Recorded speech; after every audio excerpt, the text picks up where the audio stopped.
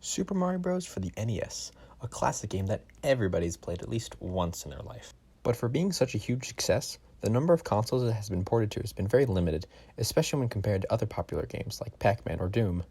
So today we'll take a look at some ports of Super Mario Bros., official and unofficial, and judge them to see if they're as good or even better than the original NES version. The first port we shall be looking at is the unofficial port of Super Mario Bros. On the Sharp X68000 home computer. Well, technically it's an emulation of Super Mario Bros. According to the Bootlegs Game Wiki, which is the only place I could find information on this game was released in 1989 by unknown sources, though the wiki suspects it was released to a BBC, which means this game is most likely free shareware developed by a hobbyist. Now, there are a couple issues with the emulation. The colors are slightly off, and the sounds are absolutely ear-piercing.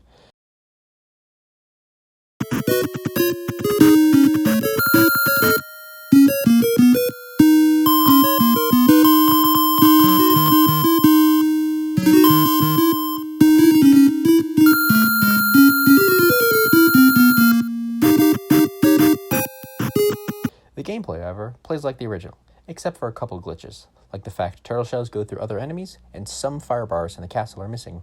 But besides the horrible sound effects, non-functioning turtle shells, and slightly easier castle levels, I really like this one. There's just something about the similar yet different color scheme of this game that I really enjoy.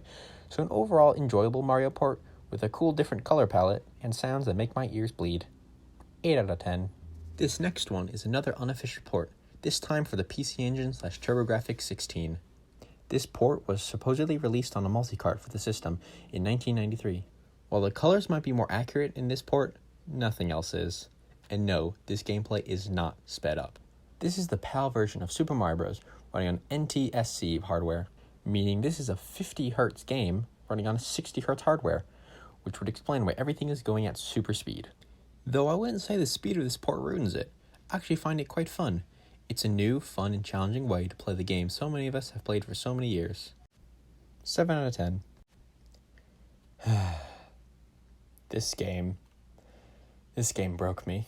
Superboy 1 is a horrible port of Super Mario Bros. To MSX systems and the Sega Master System, made in 1989 by Zemina, a company famous for making bootleg games for the South Korean video game market. During the time that Zemina was in business, South Korea didn't have very good copyright laws for software, meaning Zemina could easily get away with making these bootleg games for their console, the Zemix, which was really just an MSX in a console shell, along with usually sometimes a port for the Sega Master System. The only notable difference between Superboy 1 for the MSX and Sega Master System is the colors. In the Sega Master System version, Mario's a nice red color, very fitting for him, but in the MSX version he's salmon colored, which is very strange considering the MSX could definitely do the color red. Now, one thing you might notice about this game is that, well, it sucks. The music is terrible, the color is terrible, and the gameplay? Oh dear God, the gameplay. It's terrible. The jumping is too floaty until it's not. Walking and running feels so imprecise. Mushrooms for some reason are random.